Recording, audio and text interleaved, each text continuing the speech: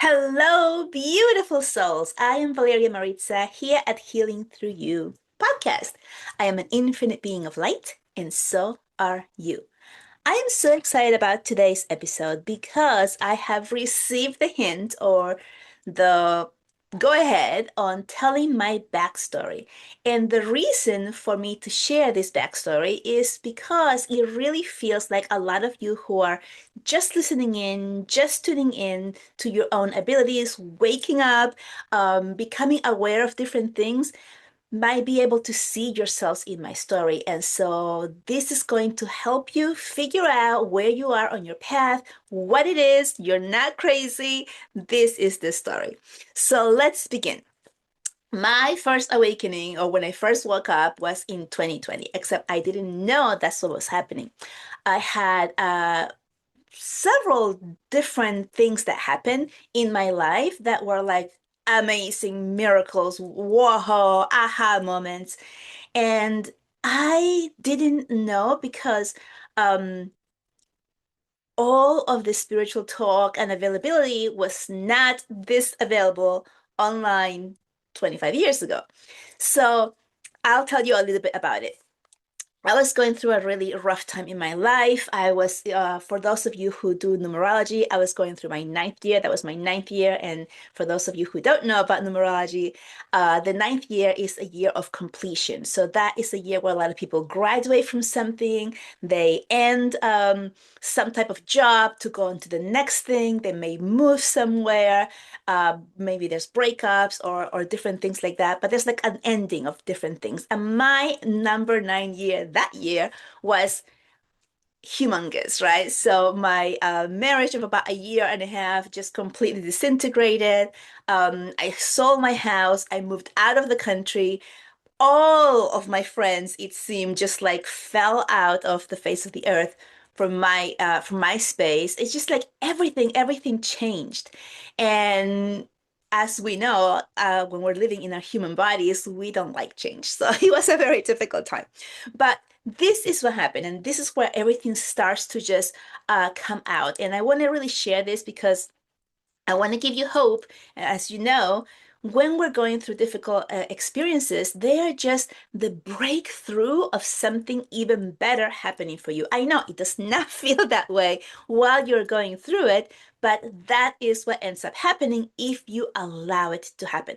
So, back up a little bit. When I was in the middle of everything just like falling apart in my life, I was extremely depressed, completely overweight. I was just like, didn't know what to do with myself. I was going after the victim, like, why me? Why is this happening to me? And all of that type of thought. And I was in that space for a couple of months when I had this thought or idea or download, as I would call it now, which I would not have had this vocabulary back then, which I had this thought that said, okay, you can continue down this path of feeling sorry for yourself, of blaming others for what's happening to you, of seeing what else you can struggle with, or you can do something about it. You can do something for you. You can do something for you that will make you feel amazing, happy, joyous in that moment instead of feeling depressed, sad, angry. And that is when I decided, okay, what am I going to do?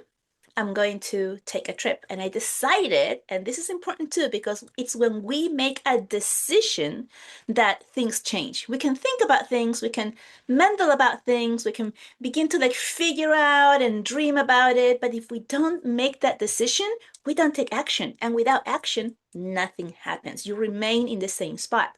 So I made the decision that I was going to make a trip to Italy and on my own. So I booked a trip to Italy. It happened to be the week where my wedding anniversary was going to be, my first one, I believe. I don't know, maybe it was the second. I don't know. But it was during that week because I did not want to feel sorry or depressed for myself during that week. So I figured I'm going to do something that excites me so that I'm not feeling sorry for myself during that time instead of like celebrating what was no longer there. Also, my birthday was coming up, like a couple of days after that date. So it was a perfect time for me to celebrate me and do something that I wanted to do about myself to make me happy. So I took this trip to Italy, and it was a magical, magical moment because I was so excited, but also terrified. I had never gone out of the country on my own. I was going to a country that I had never been to before. I didn't really know many people. I didn't do many research as to like where I was going to be. And I found myself terrified, like, oh my gosh, like where am I going? And I started writing in a journal. And I remember I was in Manhattan and I took a bus from Manhattan to the airport, and I sit on the on the bus, and I was all excited the whole day, the whole week before, like I'm going, I'm packing up all the things. Once I sat on the bus to take me to the airport, the fear came in. I'm also emphasizing this part because fear has this way of making us stop what we want to do. We begin to think of all the most terrible things that could happen, and it freezes us in a moment, and then we don't move forward. So that's what happened to me. So all the fear came in, like, oh my gosh, what am I doing? I must be crazy. I'm traveling to a brand new country I've never been to before on my own. What am I doing? Maybe I should just get off this bus and go home. And those were actual feelings that I had, and I had no one there to talk to. So I started writing in the journal. And what did I write in the journal? It was exactly what I just told you. Oh my gosh, what am I doing here? This is crazy. I'm so scared. I wrote all of those things down. As I'm writing them down, I was releasing those fears from my body. I'm also emphasizing this part. I know I'm emphasizing a lot because this is a practice that is called automatic writing or journaling, which is a very, very useful form of releasing trauma from your body, especially when we feel like or we actually don't have anyone to talk to. So I was writing these things down, all the things that I was feeling, all the fears, and I was crying. I was like, oh my gosh, what am I doing? All of these things. I was crying. I was very emotional. When I finished writing it, I felt better. Why did I feel better? Because I put them out of my body. I used my physical body to put them down on paper. I used my hand while I was writing, and all of those fearful emotions came out, and I left them there on the page. Then I closed the book, and I felt like, okay, I'm excited again. I can do this. So, using journaling as one of your tools during your awakening or your spiritual experience and journey, it's very, very useful, especially when you feel alone, which a lot of us feel so alone when we're going through it because we don't know where to go that will feel safe, right? So we don't feel safe talking to people around us because they may have a different point of view, or you may have been raised in a specific way, and now what you're becoming aware of is completely against that. And then you don't want to be pushed out of your inner circle of your friends, your family is really, really lonely and scary. So the journaling really helps you put all of these emotions physically out of your body, and then you feel this like release, right? So anyway, that's what happened to me. I went on, I took the flight, I went all the way to Rome. Once I got to Rome, I had to take a train to Venice, and I took the train to Venice. It was a wild ride, not going to get into that. Got to Venice, then I had to walk to get to my hotel, carry my suitcase to the cobblestones, which like the suitcase is like boom, boom, boom, boom. Like I was not aware of that either. I get to the hotel, no elevators. I also did not know about that. So you're carrying the suitcase up. I get up to the second or third floor, and I had a little balcony, and I opened the balcony, and the multitude of people walking right there, right outside my window was like all of these people, the noise, everything. And then I felt unsafe. Again, I had never gone anywhere else like that by myself. I was in a brand new country all by myself, and I felt unsafe. I was like, oh, what have I done? And then what happened? The fear came in again. The fear that comes in to stop us, right? So again, I took out my journaling because I didn't know what else to do.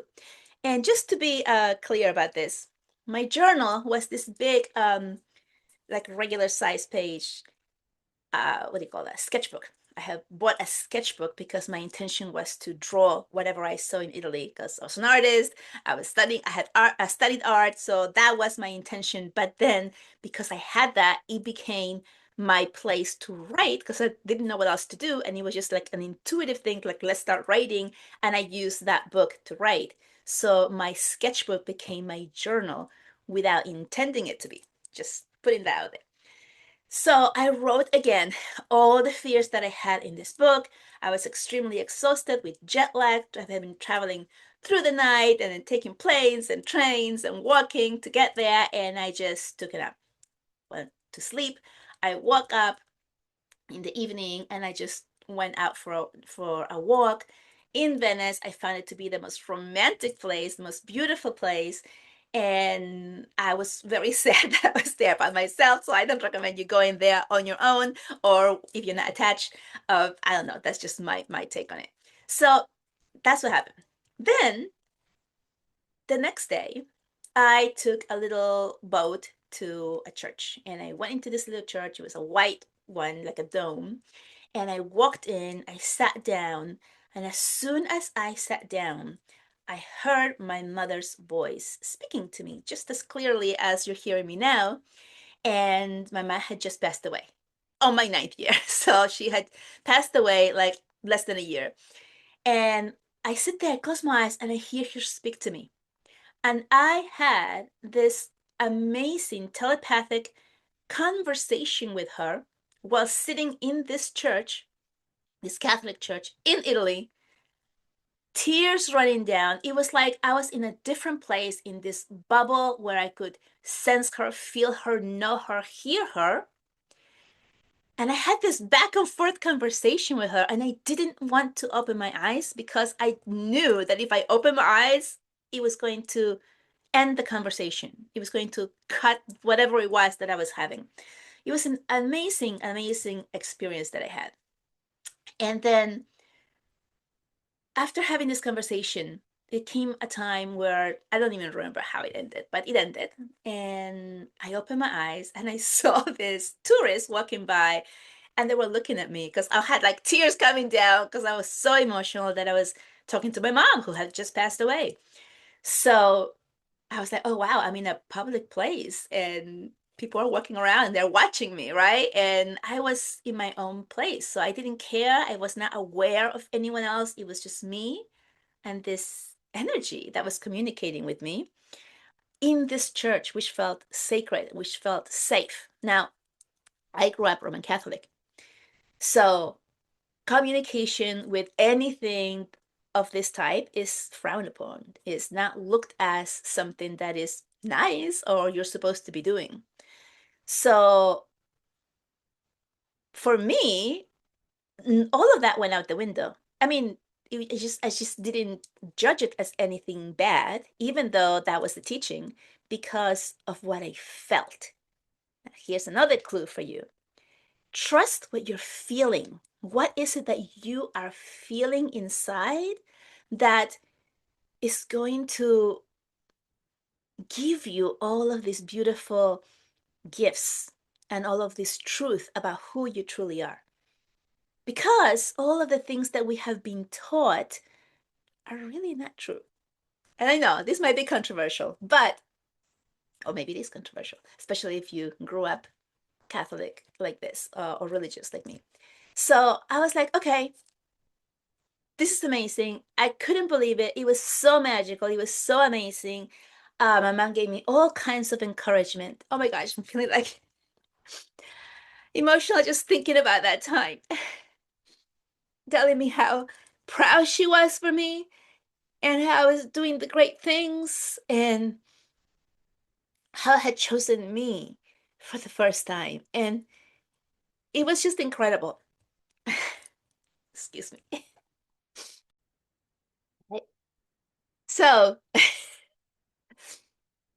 so that was a really amazing gift that I had, right?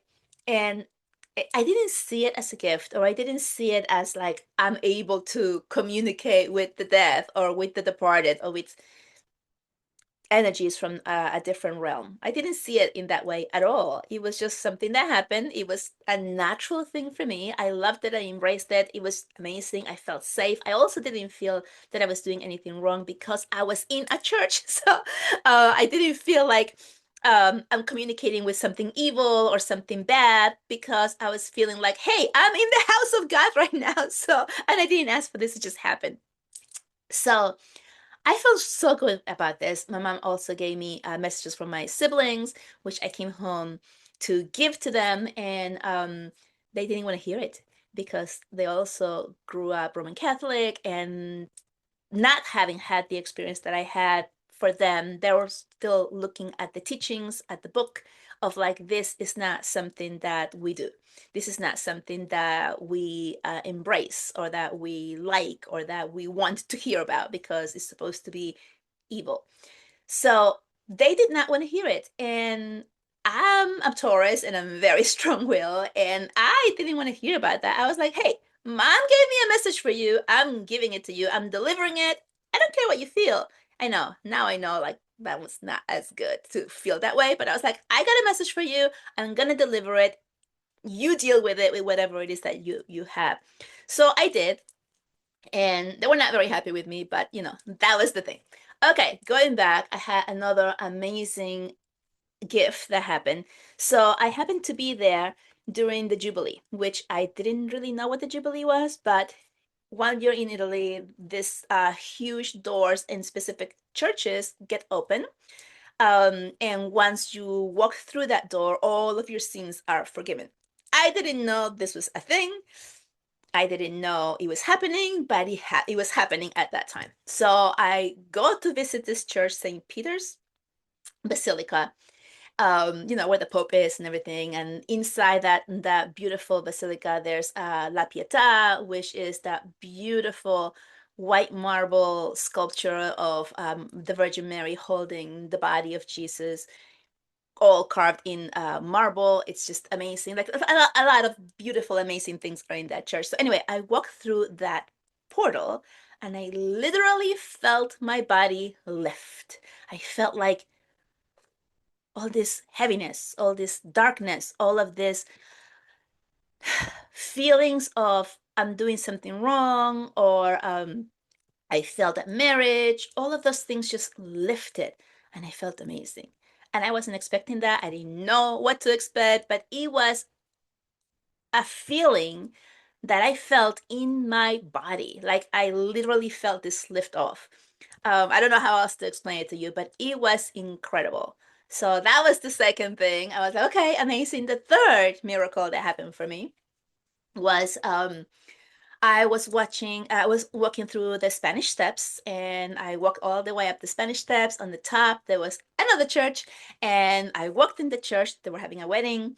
I didn't want to intrude on the wedding, so I went to a little space to the side, and it was like a little room with like little seats. And I went there, and when I walked in, there was a priest sitting there.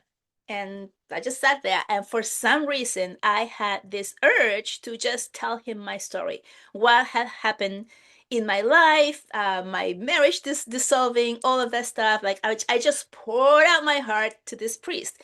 And not a miracle or coincidence, you might say, he was a visiting priest from Spain. So he was obviously fluent in Spanish, which I am, having grown up in Chile.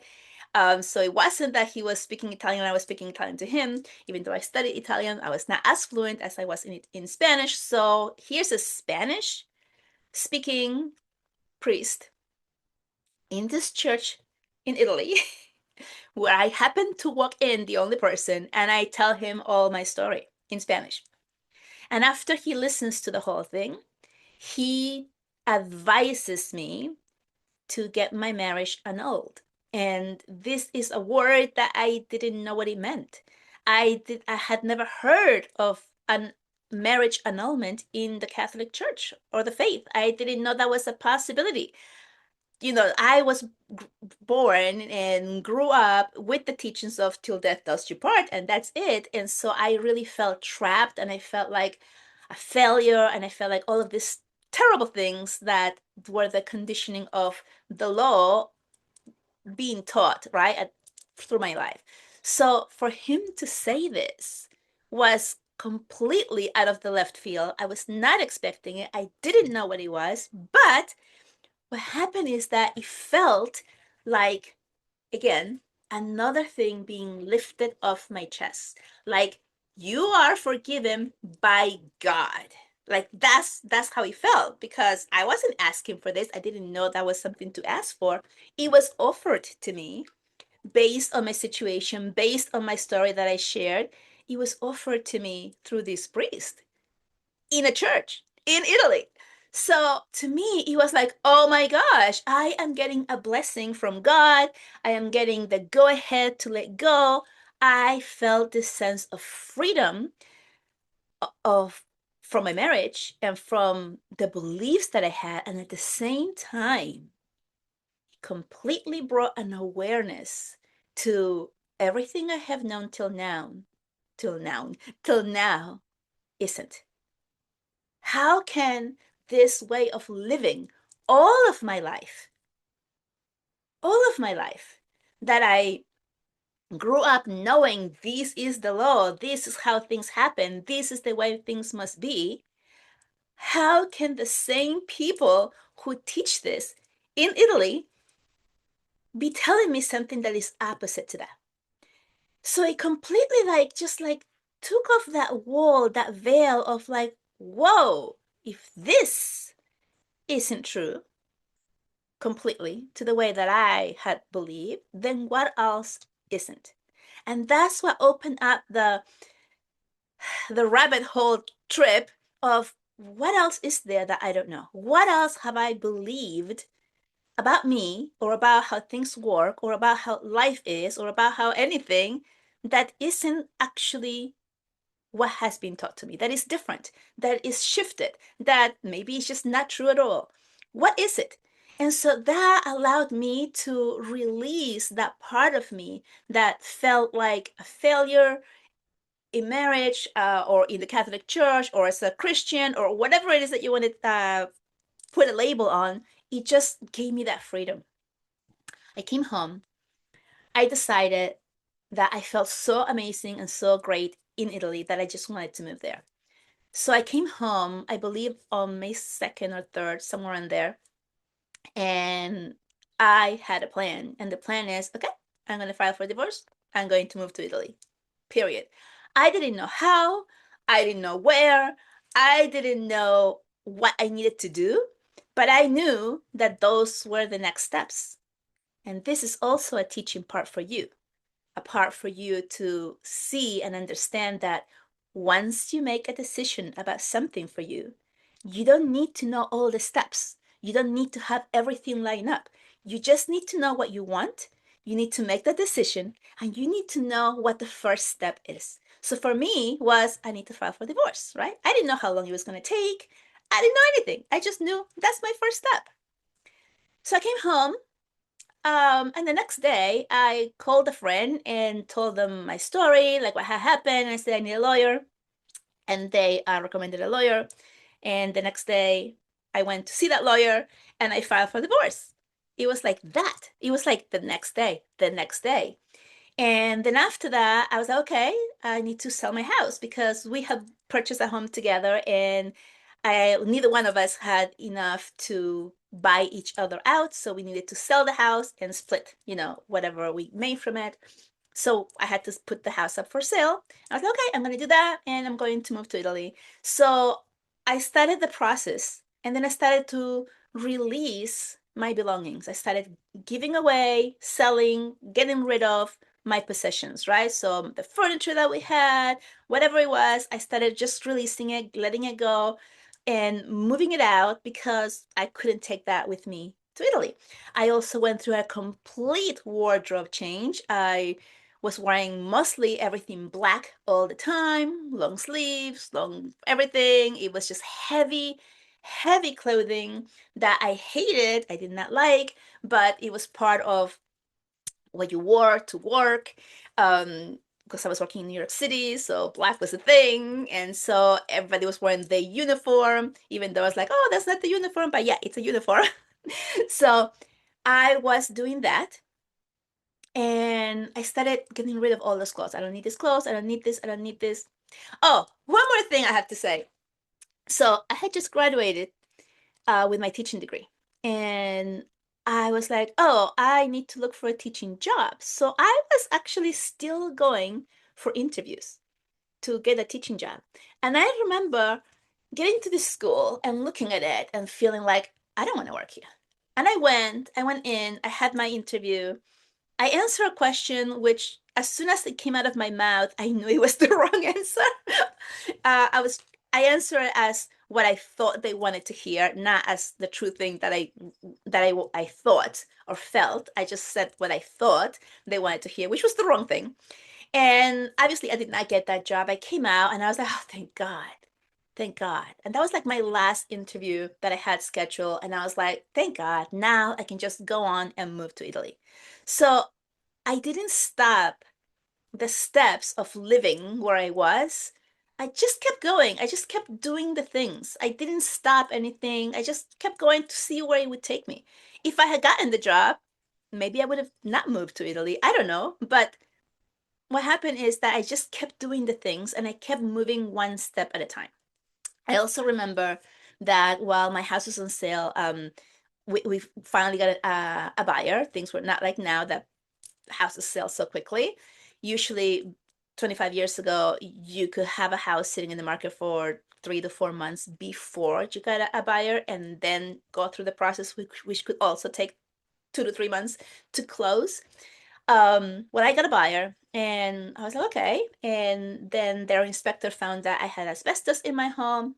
Didn't even know what to do about that. I got a phone call from the realtor telling me that. And I was like, oh my gosh, huge problem. I didn't know what to do with it. I had that first panic moment of like, oh my gosh, what am I going to do? I'm going to lose the buyer, blah, blah, blah, blah, blah. And that's what's called going down the negative spiral, right? You think of one thing that is not to your favor and you begin to spiral downward with negative talk and with doubt and with fear again, all things that if you listen to them or you allow them to take over your space, what happens is that they make you stay in that space of fear of I can't do it, it's not going to work, and then you do not move forward. Fear is the biggest thing that makes us humans stay in the same place and not move forward. And when we move forward, there's always a better outcome. Always, always, always a better outcome than what we're going through. The going through that door is what feels the most scary thing to do, right? The change, the unknown. That's the part that we're so afraid. But that is the part that we must go through in order to break through the pattern and go to something better. If we allow the fears to become so big because we keep feeding them with more and more thoughts and more ideas about what could go wrong, then we freeze into a space of, I can't do it. And then we don't, right? So I had that moment and I was at work when I got that phone call. So I had to compose myself quite quickly because I didn't want to feel like all that whole stuff while I was at work. And because of that, I was like, okay, well, what is the next step? Important again. What is the next step means what is the next step? It doesn't mean how am I going to get all of that done, the asbestos taking off, how long is it going to take, who's going to do it, where am I going to pay for it, how much is going to be. It's not all of those things. It's just what is the next step? And the next step for me was to find someone who removed asbestos. So I did a search and for asbestos removal in the area of my home, found one. Oh, so that was the first step to find one. I did it. What's the next step after that? To call, right? So I called, I made a phone call and they answered and I got scheduled for like 2 days after. So I don't know, let's say it's Tuesday, they were going to be there on Thursday. How does it get any better than that? Okay, so how much is it? Yes, I have a credit card to pay for that. I did it, right? So I scheduled it and I was like, whoa, that was easy. Again, when you take action, when you do something, after you have that huge moment of fear, what am I going to do? How is it going to happen? When is it going to be? How much is it going to cost me? Do I have the money to pay for it? All of the things that we give ourselves as fearful, then we don't move because of all the things we are projecting that could go wrong. But instead, once you take action, then you have the next question or the next challenge or the next thing presented.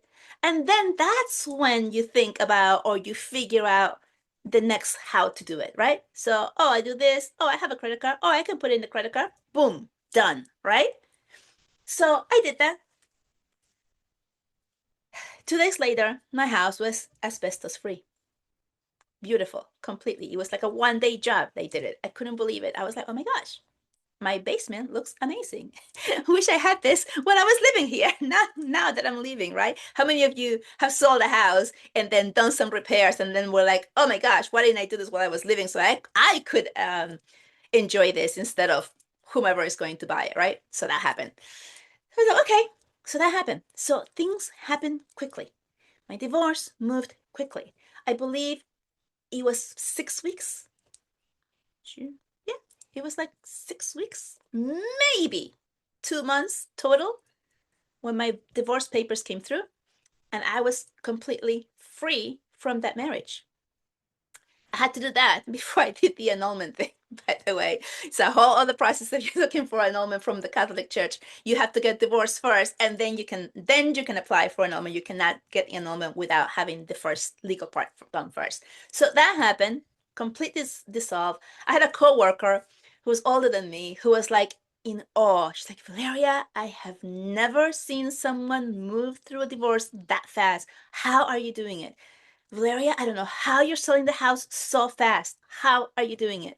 Like things were just happening for me. And they were happening for me. Also, notice how I changed the things were happening for me, not to me, which is what I was feeling at the beginning before I took the trip to Italy. So the first one, when we feel that things are happening to us, that's us being in the victim mode of like, oh, why does everything happen to me? It's everybody's fault, not me, right? And then everything's happening for me, it's like, ooh, something is happening for me that I didn't want to do that feels really icky and hard, but there's something better waiting for me, which I don't know what it is, but I have faith. And that's what happens. Okay, that's how it works. You have faith, you just go through it, you just go through the motions, one thing after the other, as you are receiving the next challenge and you move forward. So then I move, right? I mean, I sell the house and I move. By the end of September, I was living in Italy with whatever possessions I had kept.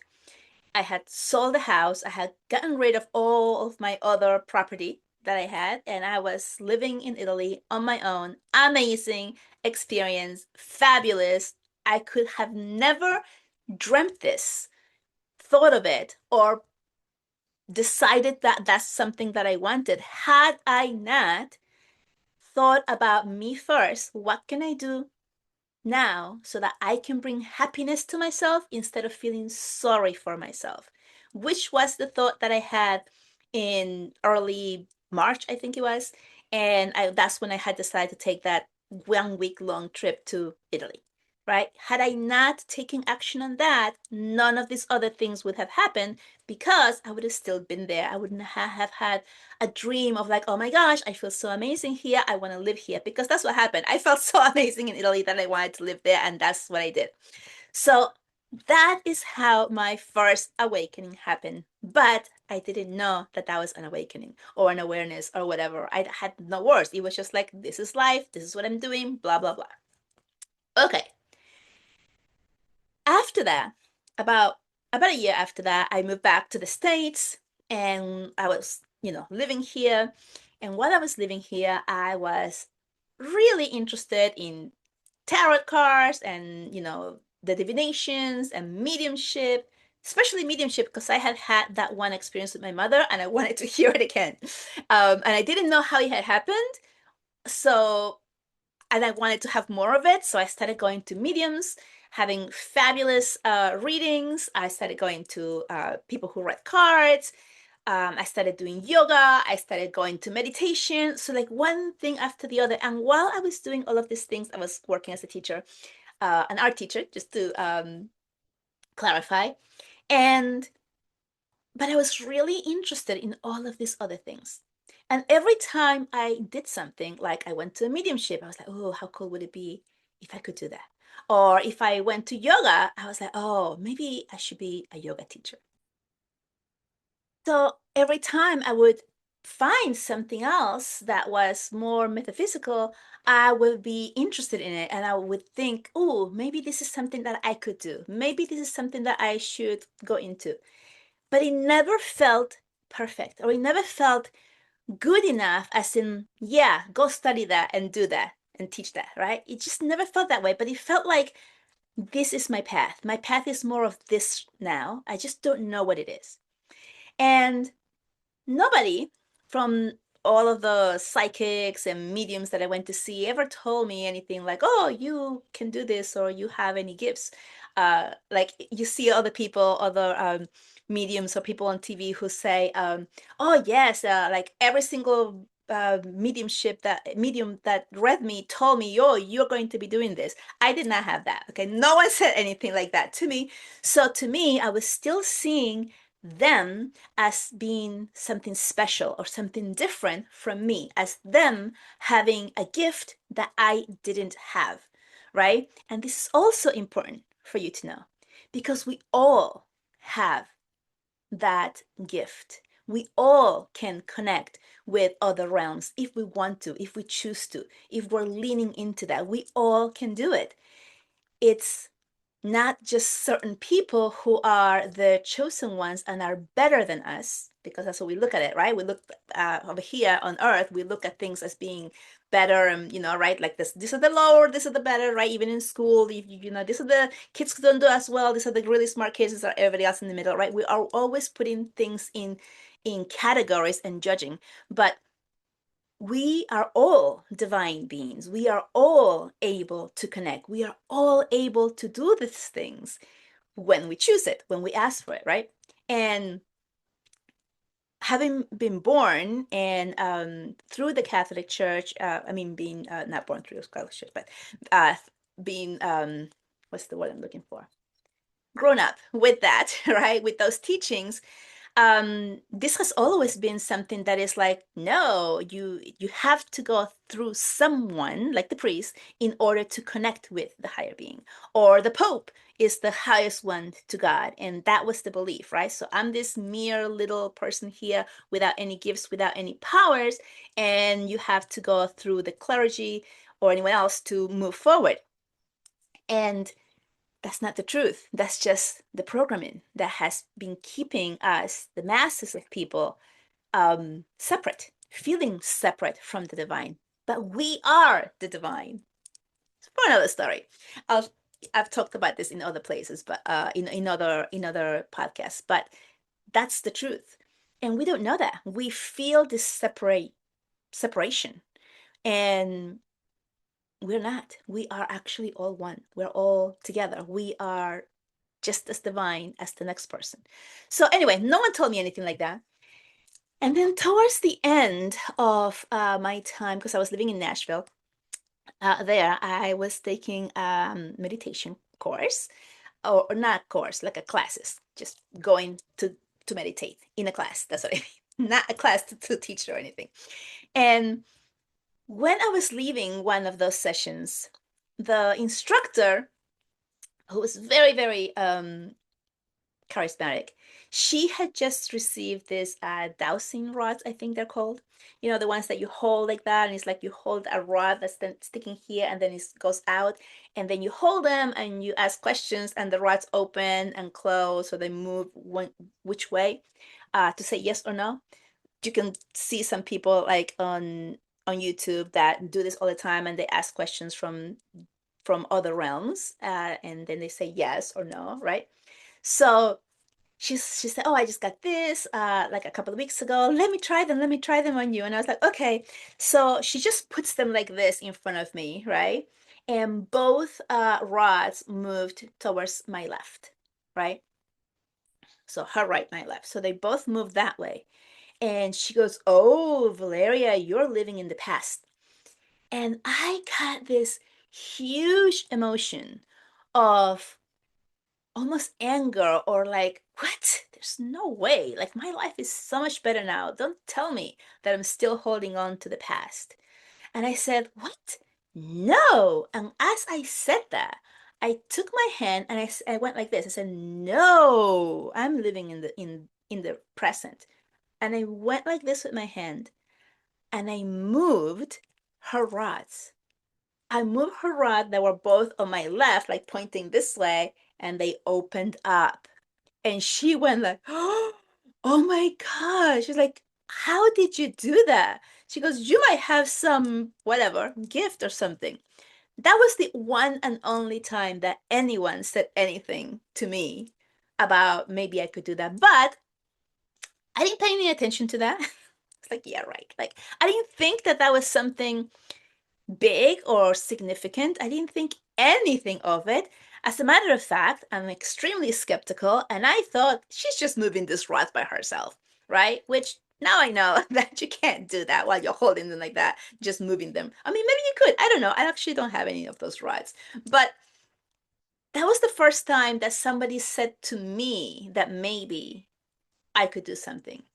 And I'm telling you this because I didn't pay any attention. In other words, I didn't believe it when this happened. I also didn't pay any attention when I had that conversation with my mom. I didn't look after it. I didn't look to see if I could do it again. I was just looking for mediums to do it for me, right? I just, it was like it was a thing that happened and that's that. And you might be right now feeling or thinking back of situations when you had something similar happen to you or for you, and that you also dismissed it as nothing or coincidence or it just happened, or maybe even negate it and say it actually didn't happen, which I did a lot on myself as well. So, okay, move back. After that, I started attracting more people that were spiritual or that were into, oh, let's go to a medium or let's go to a psychic or let's get our palm read or let's, right? So any of that type of stuff, I started attracting people that like that as I did. So that's kind of like finding your tribe, finding people who are mind like you, right? The way that you're switching or shifting into, you are finding people that like those things and want to do those things with you as well. So I started finding that. I started having fun, going places, interacting with people like this. And then something else that's really magical happened. I had a friend, he um he never said anything about having any types of gifts. I didn't ask, that's not a thing that I was looking for. But I remember that I had a really big stomach ache because I had overeaten something. And I was on the phone with him and I said, oh, I ate too much. I made extra food so I can have for tomorrow, and then I ate it all because he was so good. How many of you have done that? So my belly was just like really in pain, and I was like, I don't feel good. And he goes, oh, let me see. He goes, put your hand on your belly. So I did, and then he goes, oh, that's why are you doing that? That feels terrible. I'm like, what are you talking about? You feeling what I'm feeling? He's like, yeah, I can feel it. And I'm playing with it. I'm not negating it. I'm just going along with the conversation. And then my belly starts to feel better. And he's going, oh, that's really uncomfortable. And I'm like, what's going on? But I'm not questioning it. I'm just allowing it, which is a really important question if you're going through your own spiritual journey. Allowing things to happen without questioning it. If it feels good to you. This is also very important, right? If you're feeling fearful, like, wait a second, I don't know, this doesn't feel right, like, like your gut feeling when you know something's not right, then no. But if it's feeling good and you're going along with it, then go along with it. So he's saying these things, and then my belly ache went away. And I'm like, how did you do that? He's like, I don't know. He goes, I just felt it in my body and now I don't have it anymore. I'm like, I don't have it anymore. And he's like, okay. And then we just laughed about it, and neither one of us made anything out of it. We didn't continue questioning it. We didn't want to look into it. It was just like a thing that happened. It's kind of like, I don't know, like when you give advice to somebody over the phone. It was just that simple. It was so beautiful. Like now looking back at it, like, wow, right? But that helped me remember that I could do that. And I'm not, and again, back then, I did not realize that I was remembering that I could do that. I'm remembering, I'm putting all those things together now after all of these years of my spiritual awakening and inner work that I have done. Now I know what happened. But back then, I didn't know. But this is what happened. I started having my friends call me out of nowhere and telling me, hey, I have a headache. Can you help me? Why would anybody ask me that? I wasn't advertising anything. I didn't know I could do anything. I don't know why it happened, but somebody got the hint or the call to, hey, you have a terrible headache, call this person and ask if they can help you. And they did. And I answered the phone and I said, yeah, sure. I don't know why I said that. I did. I put my hand on my head and I started immediately feeling this headache. And I said to this person on the phone, is it on your right side in the front? And they say, yeah. And I was feeling it. And then instinctively, I started sending that pain down through my body, out through my feet, into the earth. Don't tell me, don't ask me, I should say, how I knew to do that, why I did that, what came over me to put my hand on my head and begin to feel and then decide to send this down through my body, out of my feet into the earth. I have no idea. It just happened. And then they said, ah, thank you. The headache went away. And I was like, really? I was like, okay. And then we hung up the phone and that was it. And I thought, yeah, that didn't happen. Have you had anything like that happen to you? One of my gifts is that I can take pain away, physical pain, from someone else. Um, I don't know how. It just I'm telling you exactly how the first time this happened with me. And it happened right after my friend had done that for me. So that was a remembrance. When my friend did it for me, and again, he didn't know where it came from him. He had never done it before either. He had, because I had a conversation with him later, like many months later about it. He had no idea why he decided to ask me to put my hand on my belly, to do it that way. And what happened, he had no idea either. He just felt like do this, and he did, and it worked. And he was just as shocked as I was that it had worked. Like neither one of us knew.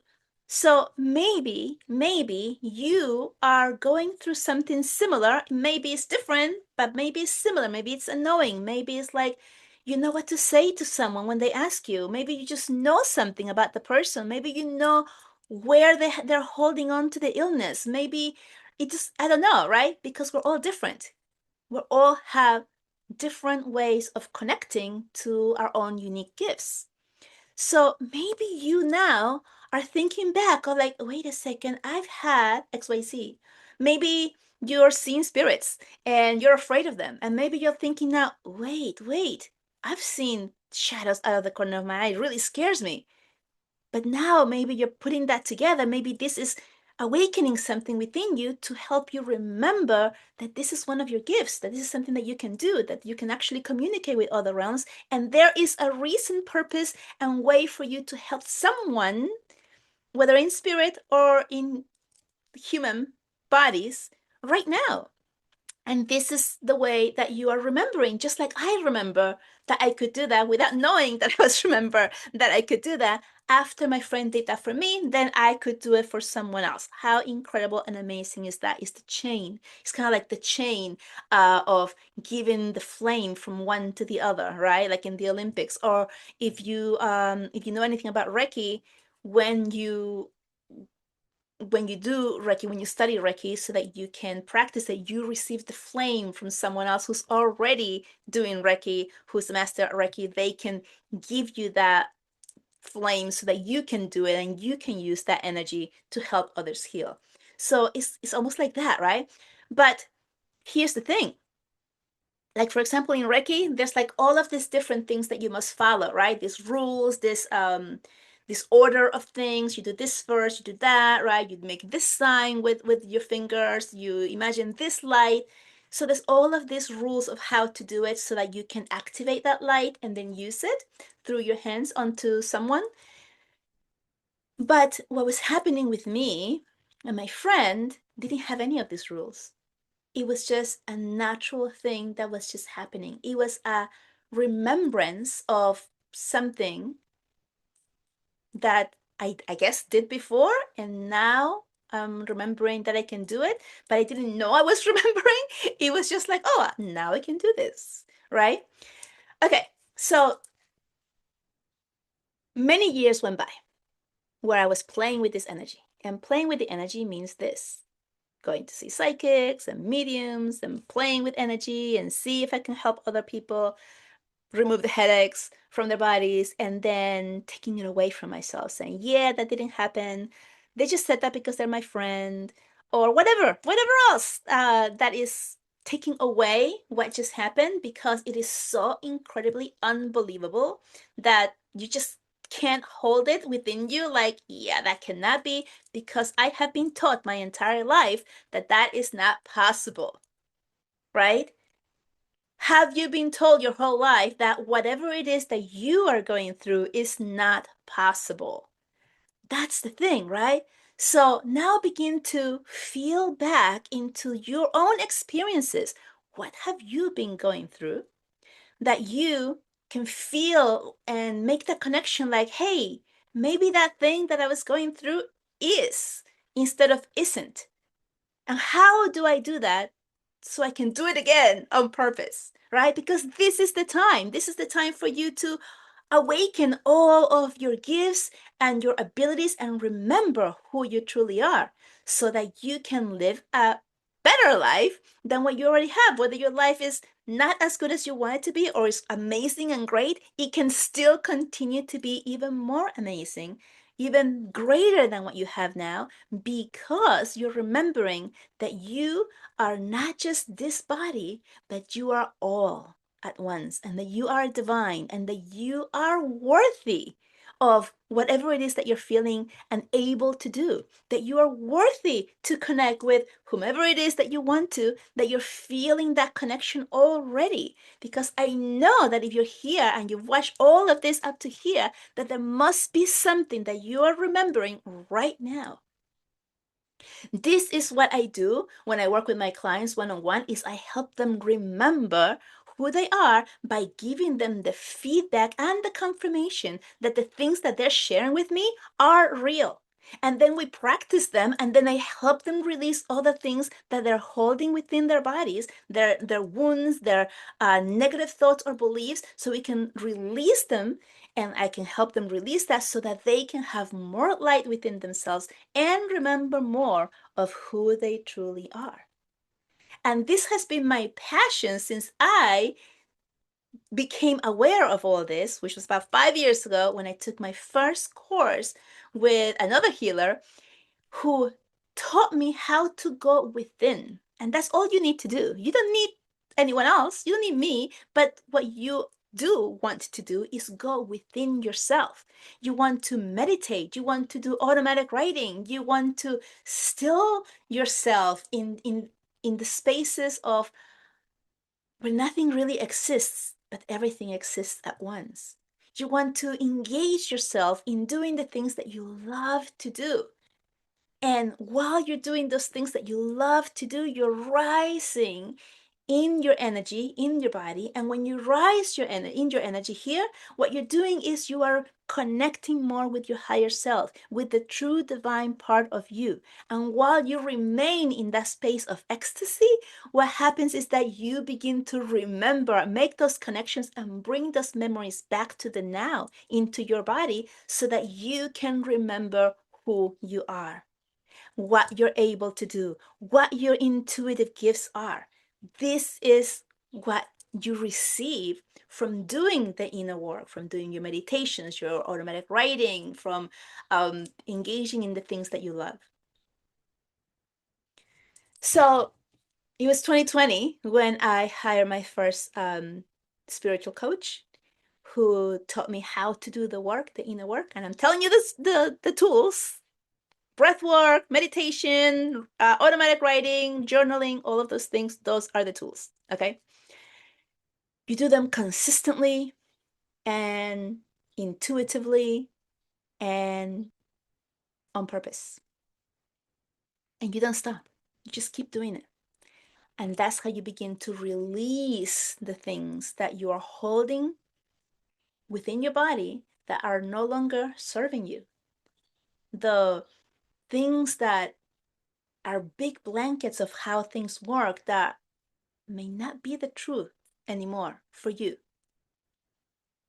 Things are always true for whomever chooses them to be true. And once you become aware of a possibility of something other than, you may choose something different. And when you choose something different, that's when you begin to open yourself up or go down that rabbit hole into what else is possible. And that's a question that you can ask yourself every day. What else is possible here? What else is possible today? What else is possible with me? What else is possible with my life? What else is possible in this situation? And you don't have to look for the answer because that's not up to you. You just ask the question out loud and the universe answers you by showing you the way. And now I'm going to tell you about some of the ways that you receive messages and you may already be receiving them. So one of them is by seeing like repeating numbers like 111, 222, 444, whatever it is the number. Then you can intuitively feel into what that means. We are so used to going into Googling, what does 111 mean? But if you feel into it, what it means to you first, and then you can Google it, and then you can get confirmation.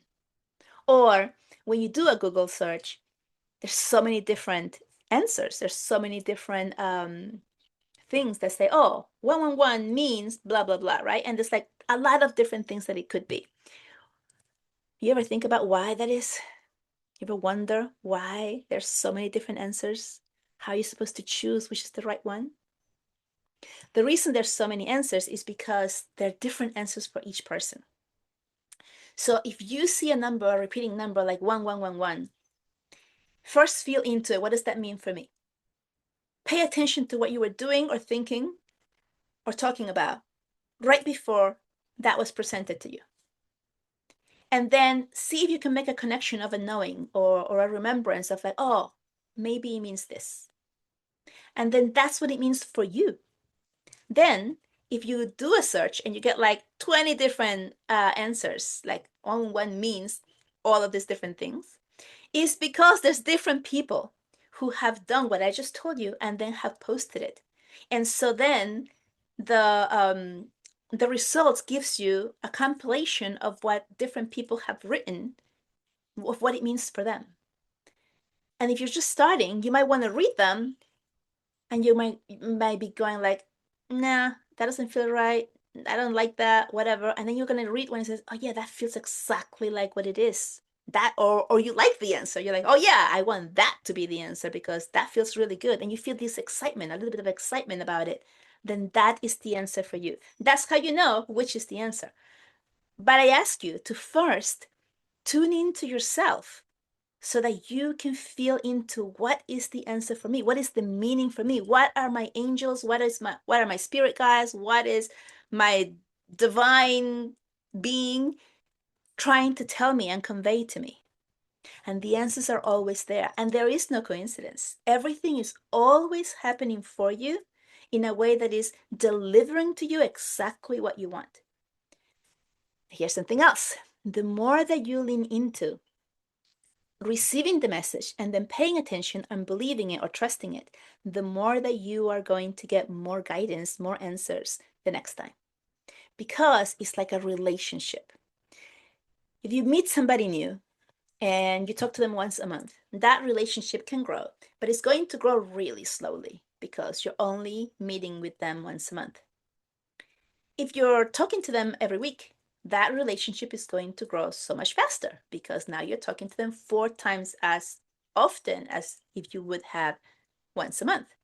And you're going to grow that so much faster, and you're going to get intimate into your conversations so much faster. And you're going to get to know that person so much better. And that's the same thing with you and your spiritual gift, or your intuition, or your spirit guides, or your angels, or whomever it is that you're trying to connect with right now or intending to. So the more you do it, the more you receive and the more you can trust the answers. All right, that is my backstory. I hope from the bottom of my heart that this has helped you see the gift in you, remember more of who you truly are, believe in the things that you are receiving, that you are becoming aware of, to continue to go down that rabbit hole. I hope that you are holding yourself in a beautiful bubble of love and know that you're not alone. And with that, I let you go. Thank you so much for being here. If you found this video helpful, if you liked it, please like it, subscribe, share it with other people. That is the only way that these messages can reach more people who are really needing it right now. So with that, I'll let you go and I'll see you next time. Bye-bye.